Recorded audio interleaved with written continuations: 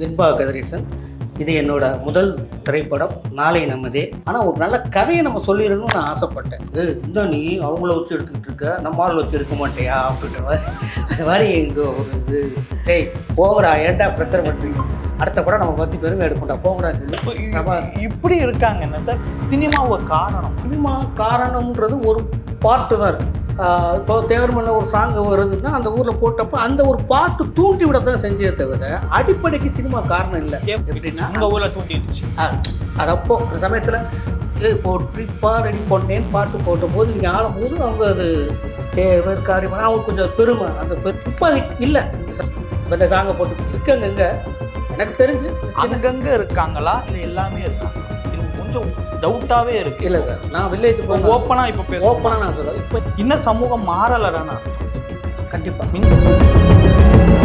அடிப்படையை சரி பண்ணாது சினிமா. அதுக்கு நீ கேட்ட கேள்வி தான் நான் சொல்ல கேட்டேன். சினிமா உங்களை ஒரு % தூண்டி விடத்தான் செய்யுமே, இது காரணமாக அமையவே அமையாது. அது லைட்டாக அடிப்படி பொறுத்து விட்டு போகுமே தவிர அதே மாதிரி சினிமாவால் இது முற்றிலுமா அழிக்க முடியுங்கன்னா அதுவும் முடியாது. இது அடிப்படை ரத்தத்தில் ஊர்ன விஷயம் சார். அடிப்படையாகவே அவங்க ரத்தத்தில் ஊர்ன விஷயம். ரத்தத்தை ஊர்ன விஷயத்த ஒரு படைப்பு மூலமாக மாற்ற முடியாது நீங்கள் சொல்லிட்டீங்க. எது மூலமாக மாற்றணும்? அவங்கள தான் அது மாறணும். சரி, அரசியல் காரணம், சினிமா காரணம் இல்லை.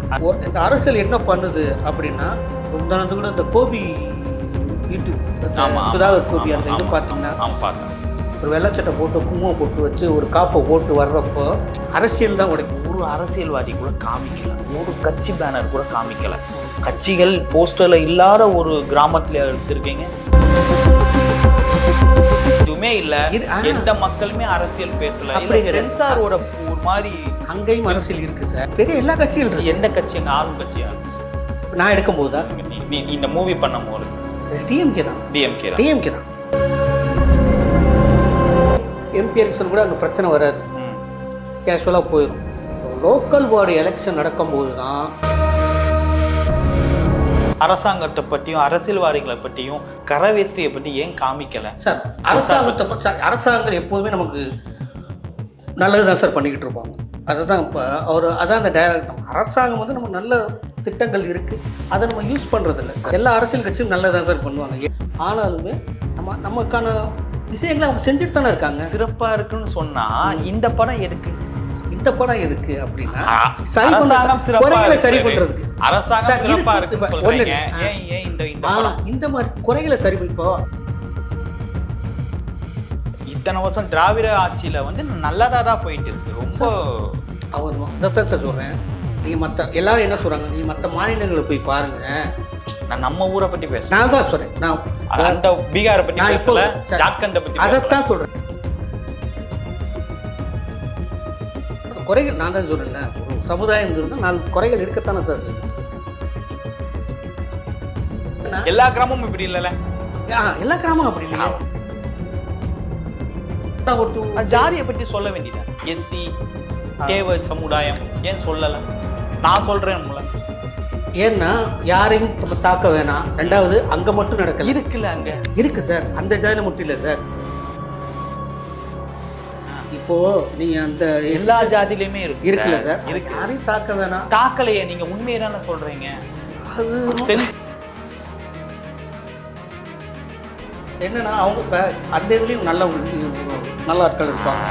இல்லை யாரும் 2 பக்கமும் நல்ல ஆட்கள் இருக்காங்க. இப்போ அந்த ஆட்கள் இந்த மூவியை பார்த்தா எப்படி இருக்கும் சார்? இது நம்ம மறைமுகமாக சில கண்டிப்பாக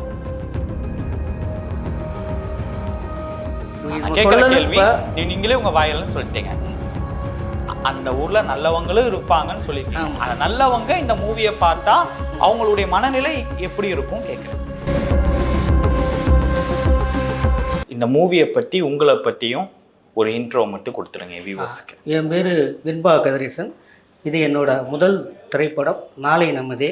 ஸ்ரீ துர்கா கிரியேஷன்ஸ் சார்பாக இந்த படம் வெளியாக போகுது. இதோட தயாரிப்பாளர் ரவிச்சந்திரன் அவர் தான் எனக்கு இந்த வாய்ப்பு கொடுத்தாரு. ஸோ அவருக்கு நான் மிகப்பெரிய நன்றியை சொல்லிக்கிறேன். எத்தனை வருஷத்துலேருந்து இந்த கனவு சார் இந்த மாதிரி ஒரு மூவி பண்ணணும்னு?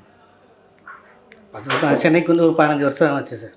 15 வருஷமாக ஆச்சு. நான் சீரியலில் அசிஸ்டன்ட் டைரக்டர்னு டைரக்ட் பண்ணியிருக்கேன். சீரியல் அழகு அந்த மாதிரி இது கல்யாண பரிசுன்னு சொல்லி சீரியல்லாம் அப்போ டைரக்ட் பண்ணியிருக்கேன். அதுக்கப்புறம் எனக்கு இந்த ரவி சார் மூலிமா எனக்கு இந்த வாய்ப்பு வந்துச்சு. சொல்லுங்க, பேசுங்க. ரவி சார் மூலிமா எனக்கு இந்த வாய்ப்பு வந்துச்சு. அப்படியே இந்த படம் ஸ்டார்ட் ஆயிடுச்சு. ஒரு 15 வருஷத்தோட கனவு வழி இருக்கும் பார்த்தீங்களா? கண்டிப்பாக.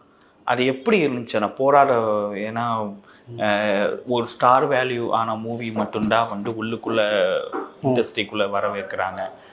ஒரு கதையை வந்து ப்ரொடியூசர்ஸ் கிட்டக்க நம்ம இந்த மாதிரியான ஸ்கிரிப்டை வந்து ஒரு சில ப்ரொடியூசர்கிட்ட காமிக்கும் போது அந்த ப்ரொடியூசரோட மனநிலை எப்படி இருக்கும்? ஸோ இப்படிலாம் ஒரு ட்ராவல் இருக்கலாம். ட்ராவல் பற்றி சொல்லுங்கள். கண்டிப்பாக. இந்த மாதிரி கதை வந்து மற்ற ப்ரொடியூசர் அவ்வளோ ஈஸியாக சமாளிச்சிருக்க மாட்டாங்க. ஸோ அவரை நம்ம எங்கள் ப்ரொடியூசர் வந்து நல்லா சினிமா அறிவு உள்ளவர், நிறைய படங்கள் பார்ப்பார், மலையாள படங்கள் நல்லா. அதனால் அவர்கிட்ட நான் ஈஸியாக அவர்கிட்ட நான் கன்வே பண்ண முடிச்சு. அவரும் அந்த கதையை புரிஞ்சுக்கிட்டாரு. ஸோ இது சொல்லப்படாத ஒரு விஷயமா இருக்குது இது வரைக்கும் அப்படின்ற மாதிரி ஒரு விஷயமா இருந்ததுனால தான் அந்த கதைக்கு ஓகே பண்ணாது. மற்றபடி இது வில்லேஜில் நடந்துக்கிட்டு இருக்கிற விஷயங்கள் தான் இந்த படம் ஃபுல்லாக. இதுதான் என்னுடைய ஃபஸ்ட்டு கதைன்னு நீங்கள் சூஸ் பண்ணி ஸ்கிரிப்ட் எழுதுறீங்க தெரியுமா? எப்படி அது ஆச்சு அந்த ட்ராவல்? இது என்னோடய முதல் படமாக அமையலை. நம்ம எழுதுனது வேற ஒரு கதையாக. ஆனால் என்னென்னா இந்த படம் ஒரு பட்ஜெட்டுக்குள்ளே பண்ண வேண்டியதாக இருக்கிறப்போ, ஸோ ஒரு புதுமுகங்களை வச்சு நான் என்ன ஆசைப்பட்டேன்னா, ஒரு முதல் படம் ஒரு கமர்ஷியலாக நம்ம பண்ணலைன்னா கூட ஒரு கனமான நல்ல கதையை ப்ரெசென்ட் பண்ணுறோம். இத்தனை வருஷமாக சினிமா வந்து நம்ம எப்படி எடுக்கிறோமோ இல்லையோ, ஆனால் ஒரு நல்ல கதையை நம்ம சொல்லிடணும்னு நான் ஆசைப்பட்டேன். நல்லா எடுத்து நல்ல கதையை சொல்லணும்னு ஆசைப்பட்டேன். ஏன்னா கமர்ஷியல் எடுக்கிறதுக்கான ஆர்டிஸ்ட் வேல்யூ இருந்தால் தான் கமர்ஷியலாக அந்த ப்ராடக்ட் நல்லா வரும். ஒரு நியூ ஃபேஸை வச்சு கமர்ஷியல் அடாப்ட் பண்ணால் அது ஏற்றுக்க மாட்டாங்க மக்கள். ஒரு ஃபைட் சீக்வன்ஸ் நியூ ஃபேஸை வச்சு எடுக்க முடியாது. ஸோ அதனால் பிளான் பண்ணி ஒரு நல்ல கதை அப்படின்னா இந்த கதையை நம்ம செலக்ட் பண்ண சொல்லிட்டு அந்த கதையை ஒரு நியூ ஃபேஸை வச்சு ஒரு சின்ன பட்ஜெட்டில் ஒரு வில்லேஜுக்குள்ளே படம் எடுக்கணும்னா இந்த மாதிரி கதை எடுக்கிறார். ஒரு ஸ்டார் பேஸான வேல்யூ மூவி பண்ணுறதா ரொம்ப ரொம்ப கஷ்டமாக இருக்கும். ஸோ இந்த மாதிரி நியூ ஃபேஸான ஆர்டிஸ்டில் வந்து அவங்களுக்கு ஒரு வாய்ப்பு வந்த மாதிரி இருக்கும். ஸோ நியூ ஃபேஸை எப்படி ட்ராக் பண்ணீங்க? ஸ்டார் கிட்ட என்ன ஸ்டோரி சொல்லியிருக்கீங்களா? 2-3 சொல்லியிருக்கோம். எந்த ஸ்டார் கிட்ட சொல்லியிருக்கீங்க? அது 2 பெரிய ஹீரோயின் ஹீரோயின் பேஸ் ஸ்டோரி தான் இப்போ ஃபர்ஸ்ட் பண்ணோம். ஆமா. ஸோ அதனால அந்த மாதிரி 2-3 ஹீரோயினில் அப்ரோச் பண்ணோம். ஆனால் ஹீரோயின் என்ன சொன்னாங்க? ஓகேட்டாங்க. பட் எங்கனால அவங்க கேட்ட பேமெண்ட்ஸ் கொடுக்க முடியல. கதை கேட்ட எல்லாருமே நல்லா இருக்கு பண்ணுறேன்னு தான் சொன்னாங்க. ஒரு சில ஹீரோயின் வந்து கதை நல்லா இருந்தால் போகிறோம். இப்போ ப்ரெஸ் மீட்லேயே பார்த்துருப்பீங்க, ஒரு சில ஹீரோயின்ஸ் வந்து கதை நல்லா இருந்தால் போகிறோம், நான் கேஷ் பற்றியா நான் பெருசாக நான் சொல்கிறது தான். நம்ம அந்த மாதிரி ஒருவேளை நம்ம அந்த மாதிரி ஹீரோயிட்ட போகலையே. இல்லை, உண்மையில ப்ராக்டிக்கல் என்ன ப்ராக்டிக்கல் இஷ்யூ இருக்குது சார் எல்லாத்துக்குமே. நான் அவங்கள குறை சொல்ல முடியாது இல்லையா? எல்லாத்துக்கும் அவங்களுடைய இதை நம்பி தானே வந்திருக்காங்க. ஆமாம். அதை போய் நம்ம சொல்ல முடியாது. அவங்க ஒருவேளை இருக்கலாம், பெரிய மனசுள்ள ஆட்கள் இருக்கலாம். அவங்க அந்த மாதிரி ஆட்கள் நாங்கள் அப்ரோச் பண்ணலையோ என்னமோ. பட் நாங்கள் அப்ரோச் பண்ணவங்கள்ட்ட மீடியம் அவங்க ரொம்ப அதிகமாக நியாயமான தொகை தான் கேட்டாங்க. பட் எங்களை அந்த சந்தர்ப்பம் 10 லட்சம் கேட்டிருப்பாங்களா? மேபி இருந்துக்கலாம். ஏன்னா ப்ரொடியூசர் சைடு பேசினேன் அந்த அளவு கூட.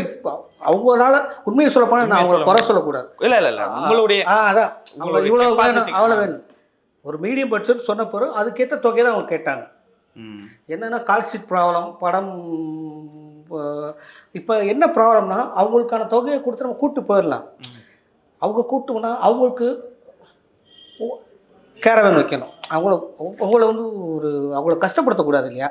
இப்போ ஒரு சீன் ட்ரெஸ்ஸுன்னு சொன்னால், இப்போ நம்ம என்னோடய படங்களில் ஒரு புது பொண்ணுனால நம்ம பக்கத்து வீடுகளில் சொன்னோம்னா அதை அட்ஜஸ்ட் பண்ணி அவங்க ஒரு ஆர்டிஸ்டாக இருக்கிறவங்க கொஞ்சம் அவங்களுடைய சுதந்திரத்தை எதிர்பார்ப்பாங்க இல்லையா?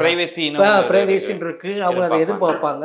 அதே மாதிரி அவங்களோட ஆர்டிஸ்ட் அவங்கள போட்டால் அவங்க கூட நடிக்கிற கரெக்டான ஆர்டிஸ்ட்டை போடணும். இல்லைன்னா அவங்க இரிட்டேட் ஆவாங்க. இப்போ அவங்க நடிக்கிற போது ஒரு தங்கச்சிக்கு இருக்கட்டும், ஒரு அம்மாவுக்கு இருக்கட்டும், அப்பாவுக்கு இருக்கட்டும், கரெக்டான ஆட்களை போடணும். இல்லைன்னா ஒன்று புதுசுன்னா அவங்களுக்கு தெரியாது. நம்ம புதுசு ஒரு நடிக்க தெரிஞ்ச மூலமா ஒரு திருப்பி பண்ணது அவங்க இரிட்டேட் ஆயிடுவாங்கல்ல. இன்னொன்று என்னன்னா, ஒரு ஸ்டார் வேல்யூவான ஒரு ஹீரோயினை போட்டால் அட்டென்ஷன் கிரியேட் ஆகுங்களா? அதுக்குள்ள மார்க்கெட் வந்து கண்டிப்பாக இருக்கும். எங்களுக்கு அது அமையலை, அவ்வளோதான், வேற ஒன்றும் இல்லை. இப்போ நாங்கள் ஆசைப்பட்டதும் அதுதான், ஒரு ஸ்டார் வேல்யூ போடணும்னு தான் ஆசைப்பட்டோம். எங்களுக்கு அது முடியலை, அது நடக்கிறதுக்கான வாய்ப்பு கொஞ்சம் கம்மியாக இருந்தது. அது இன்னொன்று என்னென்னு பார்த்தீங்கன்னா, இந்த கதைக்கு ஒரு புது ஆட்களாக இருந்தால் நல்லா இருக்குன்னு தான் தோணுச்சு. அவங்க ஸ்டார்வேல், ஆனால் ஸ்டார்வேல் விட இதை விட கொஞ்சம் அவங்க படத்தை அவங்க கொண்டு போயிருப்பாங்க, ரிச் ஆக்கியிருப்பாங்க.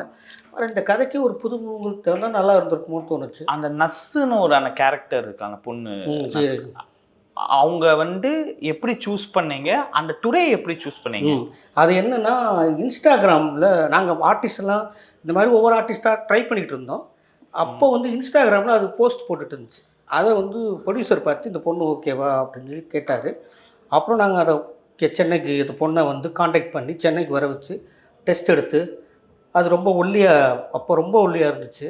அப்புறம் அது பொண்ணை கொஞ்சம் 1 மந்த்து நல்லா சாப்பிட்டு குண்டாக்க சொல்லி, அதுக்கப்புறம் மதுரையில் அவங்க வீட்டு பக்கத்துலேயே ஒரு வாடகைக்கு ஒரு வீடை பிடிச்சி அந்த ஃபுல் ஸ்கிரிப்டையும் அதை மனப்பாடம் பண்ண சொல்லி ட்ரைனிங் கொடுத்து, இந்த சீனுக்கு இப்படி பேசணும், இப்படி நடக்கணும், இப்படி வரணும்னு சொல்லி அந்த பிள்ளைக்கு மட்டும் ஸ்பெஷலாக வந்து நாங்கள் ட்ரெயின். அவ்வளோ நேச்சுரலாக இருந்துச்சு, எந்த விதமானவே ஒரு வேற மாதிரி இல்லாமல் அப்போ அவ்வளோ நேச்சுரலாக இருந்துச்சு.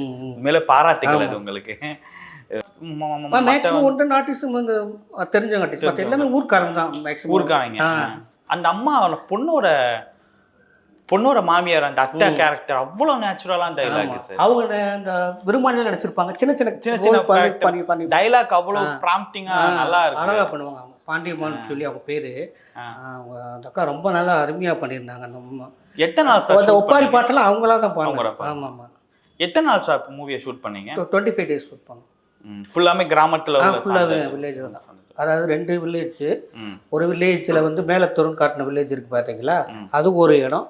உண்மையாகவே காலனி ஏரியா அவங்க எல்லாம் சப்போர்ட் பண்ணாங்க. ஷூட் பண்ணும்போது எப்படி இருந்துச்சு? அந்த அங்குள்ள வாழ்வியல் மக்கள் எப்படி இருந்தாங்க? எங்களுக்கு எந்த டிஸ்டர்பன்ஸ் கொடுக்கல. ரெண்டாவது சிவகங்கை பக்கத்தில் அந்த 2 ஊர் காட்டணும் இல்லையா, அது இன்னொரு ஊர் எங்கள் அம்மா பிறந்த ஊர்னால எனக்கு கொஞ்சம் எல்லாருமே எனக்கு சப்போர்ட் பண்ணிட்டாங்க. அதனால அவங்க பேசி இந்த காலனி ஏரியா மக்களும் எங்களுக்கு சப்போர்ட் பண்ணிட்டாங்க. இந்த கதை என்னென்ன கதைன்னு காலனி ஏரியா மக்களுக்கு தெரியாது. தெரிஞ்சிருக்கும். அந்த டயலாக்லாம் பேசும்போது அவங்க உன்னிப்பாக கேட்டுட்டு தான் இருந்தாங்க. அந்த பொண்ணு வந்து ஆட்டோ கிட்ட பேசும் தெரியுமா, எத்தனை நாள் தான் அப்படி இருக்கிறது, காலனி ஊர் அப்படி இப்படி சொல்லி டயலாக்காக ஒரு மூச்சு விடாமல் போயிடுவான். காலனி சொல்கிறாங்க, பிறந்தாங்க பணத்தை கொண்டு விட மாட்டுறாங்க, அதை கொண்டு வரணும், தொடர்ச்சியாக பேசிட்டே இருக்கும். இந்த டயலாக்லாம் ஊர் மக்கள் தான் கேட்டுட்டு தான் இருக்காங்க. காலனின்ற அடையாளத்தை அழிக்க உங்ககிட்ட யாருமே கொஸ்டின் கேட்கல. இப்போ கொஸ்டின் கேட்கணும்ல, கேட்டாங்க. ஒரே ஒரு பையன் என்னன்னா, அந்த நைட்டு அந்த பெரியவரை வச்சு எடுத்தோம். ஒரு அந்த பெரியவர் அந்த ஸ்டேஜ் சீன் எடுத்தோம்ல, நைட் எஃபெக்ட். அதை எடுக்கும்போது அந்த பையன் வந்து கேட்டான். என்ன கேட்டான்? இந்த நீ அவங்கள வச்சு எடுத்துக்கிட்டு இருக்க, நம்ம ஆள் வச்சு எடுக்க மாட்டேயா அப்படின்ற மாதிரி. அது மாதிரி இங்கே ஒரு இது, டேய் போங்கடா, ஏன்டா பிரச்சனை பண்ணுறீங்க, அடுத்த படம் நம்ம பற்றி பெருமை எடுக்கண்டா போங்கடான்னு சொல்லி இப்படி இருக்காங்க. என்ன சார், பெருமையா காட்டின ஒரு சமூகம் பெருமையாவே காமிக்கணும்னு அவங்க பழக்கப்பட்டாங்க சார். அது என்ன ஒன்றுமே அந்த சினிமா ஒரு காரணமா? சினிமா காரணமே கிடையாது. ஏன் அப்படி சொல்கிறேன் அப்படின்னா, சினிமா காரணம்ன்றது ஒரு பார்ட்டு தான் இருக்குது. இப்போ தேவர்மல்ல ஒரு சாங் வருதுன்னா அந்த ஊரில் போட்டப்போ அந்த ஒரு பாட்டு தூண்டி விட தான் செஞ்சே தவிர அடிப்படைக்கு சினிமா காரணம் இல்லை. தேவர்மகன் வந்து தூண்டி விட்டுச்சு. எப்படின்னா உங்கள் ஊரில் தூண்டி விட்டுச்சு. அது அப்போ அந்த சமயத்தில் போற்றி பாடடி பொன்னேன்னு பாட்டு போட்ட போது நீங்கள் ஆடும்போது அவங்க அது தேவர் காரியமான அவங்களுக்கு கொஞ்சம் பெருமை, அந்த பெருமையை தூண்டும் போது அவங்கள அதை கொஞ்சம் இது பண்ணிச்சு. இப்போ அது கொஞ்சம் அந்த லெவல் தான் சினிமா. இப்போ அது இல்லை, இந்த சமீப காலமாக இல்லைன்னா இந்த சாங்கும் போடுறது மட்டும் இல்லைன்னு சொல்ல வர்றேன். இப்போ இந்த சாங்கை போட்டு இருக்காங்க, எனக்கு தெரிஞ்சு அங்கங்கே இருக்காங்களா இல்லை எல்லாமே இருக்காங்களா? இது கொஞ்சம் டவுட்டாகவே இருக்கு. இல்லை சார், நான் வில்லேஜ் ஓப்பனாக இப்போ ஓப்பனாக நான் சொல்லுவேன். இப்போ நான் எடுத்த வில்லேஜில் எதுவுமே கிடையாது சார். ஒரு பையன் கேட்குறான், ஒரு வயசானவர் கேட்கல, ஒரு சொசைட்டியில் என்ன மாதிரி ஒரு ஏஜ் இருக்குமா, என்ன சார்ந்த ஒரு ஏஜ் இருக்குமா, இந்த பையன் கேட்கும் போது இன்னும் சமூகம் மாறலன்னு அர்த்தம். கண்டிப்பாா. இந்த நேரத்து கூட ஒரு பையன் +2 இருக்கு சார். அதான் சார், இது வந்து அடிப்படையை சரி பண்ணாது சினிமா. அதுக்கு நீ கேட்ட கேள்விக்கு தான் நான் சொல்ல வரேன். கேளுங்க. சினிமா உங்களை ஒரு 1% தூண்டி விடத்தான் செய்யுமே, இது காரணமாக அமையவே அமையாது. தூண்டி விட செய்யும் அங்கங்கே அது லைட்டாக அடிப்படி பொறுத்து விட்டு போகுமே தவிர, அதே மாதிரி சினிமாவால் இது முற்றிலும் அழிக்க முடியுங்கன்னா அதுவும் முடியாது. இது அடிப்படை ரத்தத்தில் ஊர்ன விஷயம் சார். இப்போ நீங்கள் சினிமா வந்து இந்த மாதிரி படங்கள் எடுக்காமல் இருந்தால் இதெல்லாம் குறையுமா கூடுமான்னா அதெல்லாம் எங்களுக்கு தெரியாது. 100ல் 2 பேர்த்து இது சரி பண்ணலாம், அவ்வளோதான் தவிர சினிமாவுக்கு இதுக்கு காரணம் எனக்கு நல்லா அனுபவிச்சனால எனக்கு தெரிஞ்சனால நான் சொல்கிறேன். இது என்னென்னா அடிப்படையாகவே அவங்க ரத்தத்தில் ஊர்ன விஷயம். அது ரத்தத்தை ஊறின விஷயத்த ஒரு படைப்பு மூலமா மாற்ற முடியாது நீங்க சொல்லிட்டீங்க. அப்புறம் எது மூலமா மாற்ற முடியும்? அவங்கள தான் அது மாறும். எப்போ மாறும் மாறும் அப்படின்னா தலைமுறைகள் மாறும் பொழுது அரசியல் தான் சார் இதுக்கு மெரினா காரணமாக இருக்குது. சரி, அரசியல் காரணம், சினிமா காரணம் இல்லை. அரசியல் காரணங்கள் இருக்குல்ல. இந்த அரசியல் என்ன பண்ணுது அப்படின்னா, இப்போ முந்தானது கூட இந்த கோபி யூடியூப் சுதாகர் கோபி அந்த இது பார்த்தீங்கன்னா ஒரு வெள்ளைச்சட்டை போட்டு குங்குமம் போட்டு வச்சு ஒரு காப்பை போட்டு வர்றப்போ அது அப்படியே அழகாக அது அந்த ஒரு என்ன ஆகுன்னா ஒரு தலைமுறைக்கு அடுத்த தலைமுறை கூட்டிகிட்டு போகிறது. இப்போ நாங்கள் ஒரு இடத்துக்கு ஒரு குருபூஜைக்கு போகும்போது 4 பேர் ஏற்றிட்டு போவதெல்லாம் நம்ம வச்சுருப்போம். அதோட முடிஞ்சிடும் அந்த தலைமுறை. அதை பார்க்கும்போது சின்ன பையனுக்கு என்ன ஆகும், அந்த இதில் ஆசை வரும்ல. இதுதான் சார் காரணம். இது மாற்றணும்னா அந்த ஒரு செயின் சர்க்கிள் உடையணும். இப்போ அந்த செயின் சர்க்கிள் வந்துக்கிட்டே தான் இருக்குது. இந்த செயின் சர்க்கிள் எப்போ உடையுன்றதான் தெரியல. எப்போ உடையும்? அவன் படிச்சுட்டு வெளியூர் வெளிநாடு சென்னை மாட்டிக்கிறேன். அதுதான் அந்த அப்படியே இருக்காங்க அந்த செயின் சர்க்கிள் சார். அந்த செயின் சர்க்கிள் அது இப்படி வந்துக்கிட்டே தான் சார் இருக்குது. அந்த செயின் சர்க்கிள் எப்படி உடைக்கணும்னா அரசியல் தான் உடைக்கணும். அரசியல் மாற்றம் தான் அரசியல் மாற்றம் தான். அதான் அரசியல் மாற்றம். அப்போதான் அந்த செயின் லிங்க் உடைக்கும். ஒரு அரசியல்வாதி கூட காமிக்கல, ஒரு கட்சி பேனர் கூட காமிக்கல, கட்சிகள் போஸ்டர்ல இல்லாத ஒரு கிராமத்துல எடுத்திருக்கீங்க. ஏன்னா உள்ள அந்த சமயத்தில் இப்போ எலெக்ஷன் இல்லை. நீங்கள் என்ன கேட்குறீங்க? பேக்ரவுண்டில் அதெல்லாம் எதுவுமே இல்லை. எந்த மக்களுமே அரசியல் பேசல.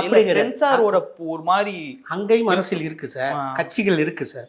எந்த கட்சி எங்கே இருந்துச்சு? பெரிய எல்லா கட்சிகள் இருக்கு. எந்த கட்சி எங்கே ஆளும் கட்சியாக இருந்துச்சு? நான் எடுக்கும்போது நீ இந்த மூவி பண்ணும் போது டிஎம்கே தான் ஆளுங்க சார். என்னன்னா அங்கே எல்லா கட்சியும் பெரிய டிஎம்கே இருக்கு, ஏடிஎம்கே இருக்கு, பிஜேபி எல்லாமே கட்சியும் இருக்குது. பிரச்சனை என்னன்னா நாங்கள் எடுக்க போகிற சொல்ல எலெக்ஷன். அதான் சார், அதான் ரொம்ப important sir. MLA MP election கூட அங்கே பிரச்சனை வராது, கேஷுவலாக போயிடும். ஒரு லோக்கல் வார்டு எலெக்ஷன் நடக்கும்போது தான் அது ஒரு மிகப்பெரிய அதான் சொல்கிறேன். அந்த டைலாக் கூட வரும், இந்தியாவுக்கே நீ ஜனாதிபதி ஆனால் உள்ளூரில் நீ தலைவராக முடியாதுன்னு சொல்கிறது இருக்கு இல்லையா. அது ரொம்ப பாப்பாப்பட்டி கீரிப்பட்டி பிரச்சனை இன்னும் அது எவ்வளோ பெரிய அது எவ்வளோ தீர்க்கிறதுக்கு எவ்வளோ போராட்டம் நடந்துச்சு, எவ்வளோ இதாகிடுச்சு. அதெல்லாம் ரொம்ப அரசியல் அவ்வளோ இதுவும் பாஞ்சு இருக்கு. அரசாங்கத்தை பற்றி பேசியிருக்கலாம்ல, அரசியலை பற்றி பேசியிருக்கலாம். மாவட்ட ஆட்சியாளர் தான் அந்த பிரச்சனையை சால்வ் பண்ணுறாங்க. ஸோ இதை பற்றியா நல்லா காமிச்சிருக்கீங்க. ஏன் ஃபோர்ஸாக அரசாங்கத்தை பற்றியும் அரசியல்வாதிகளை பற்றியும் கரவேஷ்டியை பற்றி ஏன் காமிக்கலை சார்? அரசாங்கம் எப்போதுமே நமக்கு நல்லது தான் சார் பண்ணிக்கிட்டு இருப்பாங்க. அதுதான் இப்போ அதான் அந்த டைரக்ட் நம்ம அரசாங்கம் நம்ம நல்ல திட்டங்கள் இருக்குது, அதை நம்ம யூஸ் பண்ணுறதில்ல. அரசியல்வாதி தலைவர்கள் நல்லா இருக்காங்க சுற்றி அந்த இடத்துக்கு வர்ற அது என்ன சொல்கிறது, எல்லா இடத்துலையும் எல்லா அரசியல் கட்சியும் நல்லதான் சார் பண்ணுவாங்க. ஏடிஎம்கே ஆட்சி இப்போ நம்ம திராவிட 60 ஆண்டு காலம் ஆட்சியில் ஏடிஎம்கே டீம் நல்லா மற்ற மாநிலங்களில் எடுத்தவங்க நம்ம மாநிலம் சிறப்பாக தானே இருக்குது. அவங்க எந்த 1-2 தவறுகள் நடக்கலாம், ஆனாலுமே நமக்கான விஷயங்களை அவங்க செஞ்சுட்டு தானே இருக்காங்க. சிறப்பாக இருக்குன்னு சொன்னால் இந்த படம் எதுக்கு அப்படின்னா சரி பண்றதுக்கு. அரசாங்கம் சிறப்பா இருக்குன்னு சொல்றீங்க. ஏன் இந்த மாதிரி குறைகளை சரி இப்போ நீங்க ஏதோ ஊர்ல நீங்க சொல்றீங்க, ஏதோ ஊர்ல இருக்கறனால முழு சமூகமே அப்படி இருக்குன்னு அப்படி இருக்குல்ல. அது இன்னும் நடந்துட்டு தான். இப்ப முந்தா நேத்து ஒரு ஆணவம் நடந்திருக்கு சார். அதுக்கு முந்தா நேத்து ஸ்கூல்ல பையன் வெட்டிருக்காங்கல்ல சார். இது எப்போ சார் நிக்கும்? இது நிக்காத வரைக்கும் இந்த படங்கள் வந்துட்டு தானே. அப்ப நிக்கிறது யார் காரணம்? அரசியல்வாதிகளா அரசாங்கமா? ரெண்டும் தான். இப்போ இல்ல சார், நீங்க ஃபர்ஸ்ட் என்ன சொன்னீங்க? அரசியல் கட்சிகள். நான் சொல்றேன் அரசியல்வாதிகள் தப்பு தான் சொல்றேன். அரசியல்வாதிகள் தப்பு தான். அரசியல் கட்சிகள்ல சார் ஒரு வீட்டில் எடுத்தா 4 பேர் நல்லவங்க இருப்பாங்க, கெட்டவங்க இருப்பாங்க. ஒரு ஊரில் எடுத்தா நல்லவங்க இருப்பான், கெட்டவங்க இருப்பான். அதுக்காக அந்த ஊரே கெட்டவன்னு சொல்லி ஒதுக்கிட முடியுமா நம்ம? அது மாதிரி தான் அரசியல் கட்சிகள். இத்தனை வருஷம் திராவிட ஆட்சியில நல்லதா போயிட்டு இருக்கு. ரொம்ப அதைத்தான் சார் சொல்றேன். நீங்க எல்லாரும் என்ன சொல்றாங்க, நீ மற்ற மாநிலங்களை போய் பாருங்க. நான் நம்ம ஊரை பத்தி பேசுறேன். நான் தான் சொல்றேன். நான் பீகாரை பத்தி பேசல, ஜார்க்கண்டை பத்தி அதைத்தான் சொல்றேன் சார். நம்ம ஊர்ல படம், நம்ம ஊர்ல நம்ம ஊர் மாதிரியே நம்ம ஊர் நம்ம சுதந்திரமா இப்ப நம்ம பேசுறோம் இல்ல, இந்த மாதிரி விஷயங்களை பேசுறோம். இப்போ கல்வியிலையும் மருத்துவத்திலையும் நம்ம ஒரு சிறப்பு. இப்போ ஒன்றும் இல்லை, ஒரு உதாரணத்துக்கு சொல்றேன். என் ஒய்ஃபு மாசமாக இருக்கான். ஒரு அரசாங்கத்தோட சிறப்பான விஷயத்துக்கு ஒரு உதாரணம் சொல்கிறேன். அதே சூப்பரான ஒரு ஸ்கீம். நான் சொல்கிறேன். என் ஒய்ஃபுக்கு என்ன பண்ண, அவளோட ஆசை என்னென்னா ஒரு படத்தில் வர மாதிரி நான் ப்ரைவேட்டில் தான் பிரசவம் பார்க்கணும்னு சொல்லி அவளுக்கு வந்து ரொம்ப நாளாக ஆசை. ஆனால் ப்ரைவேட்டில் பார்த்துக்கிட்டு இருக்கோம், மதுரையில் வச்சு பார்த்துட்ருக்கோம். என்னன்னா ஒரு நாளைக்கு அடுத்த மாதம் டெலிவரினா இப்போ வயிறு வலி வந்துருச்சு. போய் பார்த்தா அந்த அம்மா ரெகுலராக பார்த்துட்டு, இல்லை நீங்கள் ஜிஹெச் கூட்டு போங்க, இது ரொம்ப கிரிட்டிக்கல் ஸ்டேஜ்னு சொல்லிட்டாங்க. கிரிட்டிக்கல் ஸ்டேஜ் அபார்ஷன் மட்டும் தான் எடுக்கணுன்ட்டாங்க. ஜிஹெச் கூட்டு வரேன். ஜிஹெச் கூட்டு வந்தால் கண்ணில் இருந்து கால் வரைக்கும் ப்ரெஷர் செக் பண்ணுறாங்க சார். நான் கண்ணில் இருந்து அவங்க என்ன ப்ரொசீஜர் ஒரு வந்தால் கண்ணில் என்ன கொஞ்சம் சுகாதாரம் படுக்க இடம் இருக்காது. ஏன்னா மக்கள் கூட்டம், அதை நம்ம குறைச்சி அந்த இடம். ஆனால் அது என்ன சிசரியன் பண்ண வேண்டிய ஒய்ஃபை வந்து ஆப்ரேஷன் பண்ணி எடுக்க வேண்டியதை சுகப்பிரசவமாக பண்ணி கொடுத்தாங்க. நார்மல் பண்ணி கொடுத்தாங்கன்னா அது கவர்மெண்ட் ஹாஸ்பிட்டல். காரணம் கவர்மெண்ட் ஹாஸ்பிட்டல் சார். இதை நான் போய் நான் வெளியில் பண்ணியிருந்தேன்னா 10 லட்ச ரூபா 20 லட்ச ரூபா செலவாயிருக்கும் அந்த ட்ரீட்மெண்ட்டுக்கு. ஸோ எங்களை மாதிரி முடியும். இப்போ நான் டாக்டர் சொன்னாங்களா இந்த ட்ரீட்மெண்ட்டுக்கு 10 லட்ச ரூபா ஆகும்? ஆமாம் செலவாயிருக்கும். அவங்க சொல்லலை. நம்ம விசாரிக்கிறப்ப இப்போ தெரிஞ்சு போகும்ல என் ஒய்ஃபுக்கு என்ன பிரச்சனை, அந்த டெலிவரியில் என்ன பிரச்சனை, இதெல்லாம் போய் இன்னும் கொஞ்சம் அந்த ப்ரைவேட்லேயே பார்த்து, நான் இது வரைக்கும் 8 மாதம் வரைக்கும் ப்ரைவேட்லேயே செக்கப் போவேன், பார்த்துட்டு எல்லாம் பண்ணேன். அவங்க ஒரு பிரச்சனைன்னு சொல்லி அங்கே அனுப்பிச்சி வைக்கிறாங்க. நீங்கள் நல்லா கவனிச்சு பாருங்கள், எல்லா ப்ரைவேட்லேயும் ஏதாவது பிரச்சனை ஜிஹெச் கையை வச்சுருவாங்க. ஆமாம். ஸோ கடைசி ஹாஸ்பிட்டல் பேர் கட்டி போகக்கூடாதுன்னு சொல்லி அங்கே கூட்டு போங்க அனுப்பிச்சிடுவாங்க ஒரு சில பிரைவேட்ஸ். அதைத்தான் நான் சொல்கிறேன். அரசாங்கம் கரெக்டாக இருக்குது, அரசாங்க ஊழியர்கள் கரெக்டாக இருக்காங்க. அதான் சார், அரசியல்வாதிகளும் கரெக்டாக இருக்காங்க. நான் அது குறைகள் நான் தான் சொல்கிறேன்ல, ஒரு சமுதாயம் இருந்தால் 4 குறைகள் இருக்கத்தானே சார் செய்யணும். இப்போ நான் ஹாஸ்பிட்டல் இதே ஹாஸ்பிட்டல் நான் பாசிட்டிவாக ஒரு விஷயம் சொல்கிறேன். ஆமாம், இதே நெகட்டிவாக ஒருத்தர் தன்னோட விஷயத்தை சொல்லுவாங்க. இப்போ நீங்கள் இந்த கருத்தை வச்சுட்டு நீங்கள் அரசாங்கம் நல்ல அரசாங்கம் சொல்லுவீங்களா கெட்ட அரசாங்கம் சொல்லுவீங்களா? அப்போ இதே மாதிரியான படங்கள் வந்து சமூகத்தில் ஏதோ ஒரு கிராமத்தில் ஏதோ ஒரு விஷயத்தில் ஆகுதுதான். என்னன்னா எல்லா கிராமமும் இப்படி இல்லைல்ல. எல்லா கிராமமும் அப்படி இல்லையா? இப்போ நம்ம படம் எடுத்த கிராமத்திலே கூட சில பேர் நல்லா 2 முந்தி இருந்ததை விட கொஞ்சம் நல்லா ஓட்டு. ஜாதியை பற்றி சொல்ல வேண்டியதான். எஸ்சி தேவ சமுதாயம் ஏன் சொல்லலை? நான் சொல்கிறேன். ஏன்னா யாரையும் தாக்க வேணாம். 2வது அங்கே மட்டும் நடக்கல, இருக்குல்ல, அங்கே இருக்கு சார். அந்த ஜாதியில் மட்டும் இல்லை சார். இப்போ நீங்க அந்த எல்லா ஜாதியிலையுமே இருக்குல்ல சார். யாரையும் தாக்க வேணாம். தாக்கலையே, நீங்க உண்மையை தானே சொல்றீங்க. சென்சார் வந்து ஓகேன்னு சொல்லிட்டாங்க, சென்சார் பண்ணிக்கோங்கன்னு சொல்லிட்டாங்க. ஸோ உண்மையை சொல்றதுனால ஒரு பொருளை மிகைப்படுத்திட்டா சொல்லக்கூடாது. ஒரு பொருளை இருக்கு, இந்த பொருள் அங்க இருக்குன்னா இருக்குன்னு சொல்லலாம். என்னன்னா அவங்க இப்போ அந்த இதுலயும் ஒரு நல்ல ஆட்கள் இருப்பாங்க. இல்ல யாரும் 2 பக்கமும் நல்ல ஆட்கள் இருக்காங்க. இப்போ அந்த ஆட்கள் இந்த மூவியை பார்த்தா எப்படி இருக்கும் சார்? இது நம்ம மறைமுகமா சில கண்டிப்பா நம்மளுடைய ஆடியன்ஸ் வந்து இம்ப்ரூவ் ஆயிருக்காங்க. ஆமா, இப்போ கேட்குற கேள்வி நீங்களே உங்க வாயிலன்னு சொல்லிட்டீங்க, அந்த ஊர்ல நல்லவங்களும் இருப்பாங்கன்னு சொல்லிருக்கீங்க. அந்த நல்லவங்க இந்த மூவியை பார்த்தா அவங்களுடைய மனநிலை எப்படி இருக்கும் கேட்கிறேன். ஓகே, இது நடக்குதுன்னு சொல்லுவாங்க. நடக்குது, காயப்பட மாட்டாங்க. அட்லீஸ்ட் அப்பனா ஓகே, காயப்பட மாட்டாங்க. அதுக்கு தான் சார் இப்போ நம்ம ஒரு அன்பை தான் சார் சொல்றோம். ஒரு எல்லார் மனிதனை விட அன்பு, யார் சக மனிதனை வெறுக்க வேணாம், அன்பை சொல்கிறோம். அன்பை சொல்லணும். நம்ம எடுக்கிற படத்தில் கூட அன்பை சொல்லும் போது எதுக்கு ஆர்த்தம் உயர்த்தியும் தாழ்த்தி நம்ம சொல்லி உயர்த்தி தாழ்த்தி தானே சார் இருக்கு. சமூகம் சொல்ல கீழே அது ஒட்டுமொத்தமா மேல் கீழே தாழ்த்தி உயர்த்தி தானே. சமம் சொல்லிட்டா சமம் ஆகும். நீங்க மேல் தெரு கீழ் தெருவே இங்க ஒரு அது ஒரு மறைமுகமாக சொன்னால், இப்போ ஒரு டாக்டர்ஸ் ஒரு தப்பு பண்ணால் ஒட்டுமொத்த டாக்டருமே சொல்லி அந்த வார்த்தையை நம்ம பண்ணும்போது அவங்க மனசு எவ்வளவு இது பேர் மென்ஷன் பண்ணல, இது எல்லாமே மென்ஷன் பண்ணியிருக்கீங்களே. ஆமா, அதான் பேர் மட்டும் மென்ஷன் பண்ணல, அது அவங்களுக்கு புரிஞ்சிரும்ல. அப்ப மனசு காயப்படுதாரா கேட்கல. அது என்னன்னா 2 பேர் மனசுன்னு சொல்றேன். 2 கேஸ்ட் ஆஃப் என்னப்பா எங்களை வச்சே நீங்க மூவி பண்றீங்கன்னு ஒரு இருக்கும்ல சார். கண்டிப்பா தப்பா சொல்லல, நான் வந்து பிராக்டிக்கலா சொல்றேன். எங்களை வச்சே எப்ப நாங்களா அதை தாண்டி நாங்க ஒரு மேல்தட்ட இருக்கு. நான் போயிட்டோம், நான் இன்ஜினியர் படிக்கிறேன், இதே சமூகத்துல போந்து நான் டாக்டரா இருக்கேன், நான் வந்து எவ்வளோ ஃபாரின் கண்ட்ரிக்கு போயிட்டேன், இன்னமும் இதை வச்சு நீங்க மூவி பண்றீங்களான்னு யாரோ ஒருத்தங்க கேட்டாங்களா? அதுக்கு பதில் என்ன? அதுக்கு என்ன பதில் அப்படின்னா, நீங்கள் கேட்டது கரெக்டு தான். நீங்கள் இன்னும் என்னங்க சொல்லிட்டீங்கன்னா இன்னும் அது நடக்கத்தான் சார் செய்யுது. எப்பவுமே அப்படி நடக்கத்தான் இருப்போம். சரி, என்னைக்காவது ஒரு நாள் ஒரு ஒரு எஸ்சி வந்து இன்னொரு பெரிய ஜாதியை வந்து வெட்டிட்டான், ஆணவ கொலை பண்ணிட்டான்னு நமக்கு என்னைக்கா அதை பேர் ஆணவ கொலைன்னு எனக்கு ஏதாவது சொல்லியிருக்கோமா?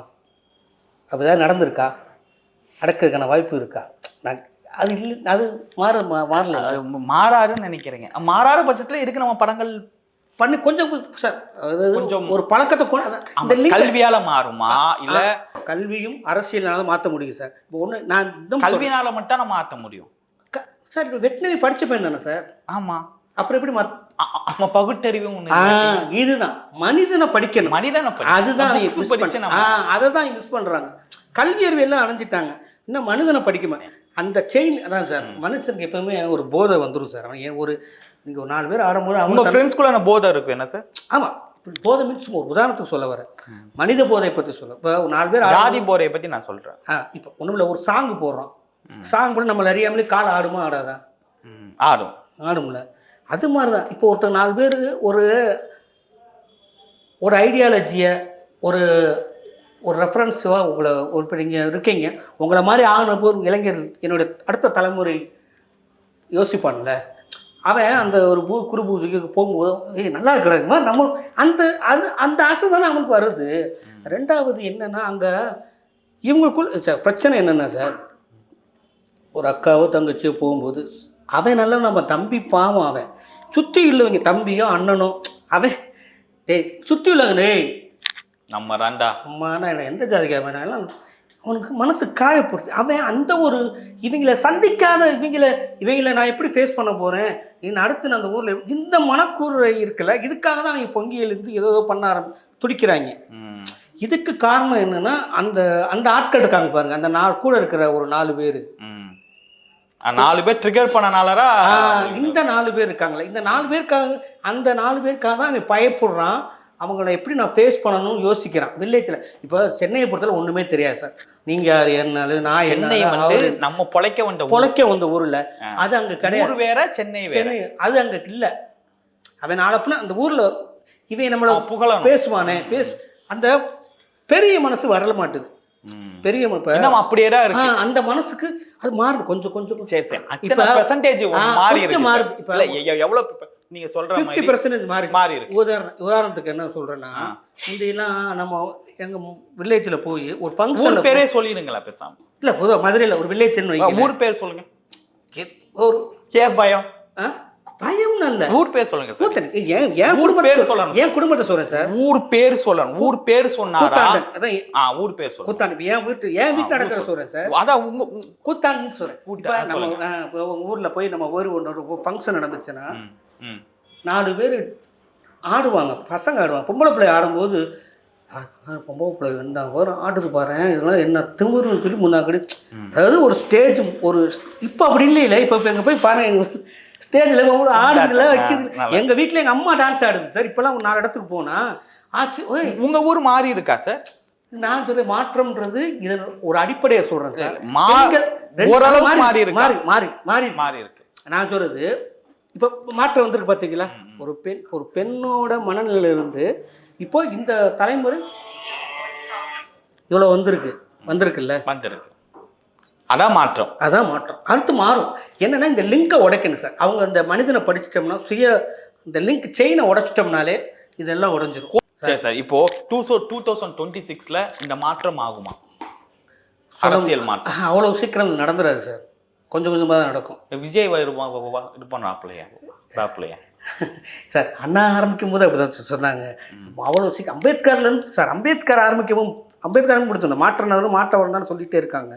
இன்றைக்கி அம்பேத்கர் திருமாவளவன் வரைக்கும் அவர் என்ன ஆசைப்படுறாங்க, நீங்கள் காசு பணம் எவ்வளோனா சார், கோட்டை எதுக்கு சார் கொண்டு வந்தாங்க? நீங்கள் காசு பணம் சேர்த்து இப்போ இன்றைக்கி ஒருத்தனை ஆணவ கொலை பண்ணாங்களே, அவனுக்கு என்ன கொடுத்த 1.5 லட்ச ரூபா சம்பாதிக்கிறான். அவங்க வீடு பார்த்தீங்களா எப்படி வீடு, அவங்க அப்பா வந்து ஒரு பிரசிடென்ட்டு, அவ்வளோ பெரிய வீடு வச்சிருக்காரு, வசதி வாய்ப்பு. எல்லாரும் என்ன நினைப்பாங்க, ஒரு பொண்ணை கொடுக்குறப்ப நல்ல வேலை நல்ல ஃபேமிலி. இதை மீறி ஒருத்தர் வெட்டியிருக்காங்கன்னா அது பிரச்சனை கிடையாதுன்னு அர்த்தம். அப்போ வெட்டினோம் யாரா பார்க்கணும். புரியுதுங்களா அவங்க? இப்போ அது பிரச்சனை அது இல்லை. அதுக்காகத்தான் உங்களுக்கு என்னன்னா காசு போனால் இன்றைக்கி வரும் நாளைக்கு போகும். நீ சமுதாயத்தில் மதிக்கப்படுகிறாயா மாட்டாயன்றக்காக தான் அந்த கோட்டான்னு ஒரு விஷயமே கொண்டு வர. ஏன் மதிக்க முடியும்? அவன் ஒருத்தர் கரெக்டாகனா நீ எந்திரிச்சு தான் நிற்காங்க. அவன் ஆமாம், கரெக்ட். அவன் ஒரு சபாநாயகராக நீ எந்திரிச்சு நிற்கே ஆகும். அப்போ அந்த மரியாதை வரும். அவன் ஆட்டோமேட்டிக்காக கை கொடுப்பான். ஒரு படத்தை எடுத்துட்டு நான் இப்படி ஒரு இதுன்னு சொல்கிறதுக்கு நான் விருப்பப்படலை. சரி, ஓகே. சரி, நீங்கள் பார்க்கக்கூடிய ஆடியன்ஸு சப்போர்ட் பண்ணுவாங்க.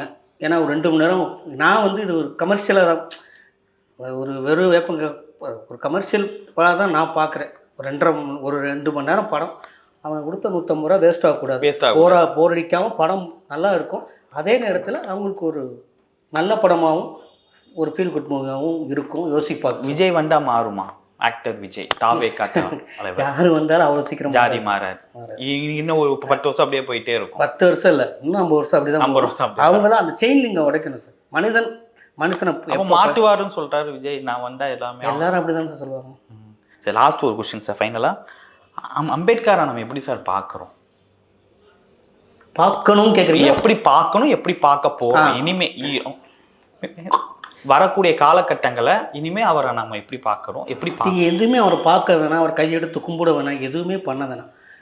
அவரோட கொள்கைகளை படித்தாலே போதும் சார். அவரோட கொள்கைகள் பெரியாரையும் அம்பேத்கரையும் மட்டும் நீங்கள் படிங்க, ஒரு மனுஷனாக மாறுவாங்க. இதெல்லாம் குறையிறதுக்கான வாய்ப்பு இருக்குது. அதை படிக்க விடாமல் செய்கிறாங்க. அதுதான் பிரச்சாரம் செய்கிறாங்க அரசியல். அது படிக்க விட நம்ம அதாவது படிக்கிறதுக்கான சூழ்நிலை உருவாக்கி கொடுக்க மாட்டேங்கிறோம். இப்போ பெரியார் எடுத்துகிட்டா அவர் கடவுள் மறு கொள்கை மட்டும்தான் பேசுகிறோம். ஆனால் அவர் பெண் சுதந்திரத்துக்காக அவ்வளோ பேசியிருக்காரு. அதை புரிய வைக்க முடியுமா?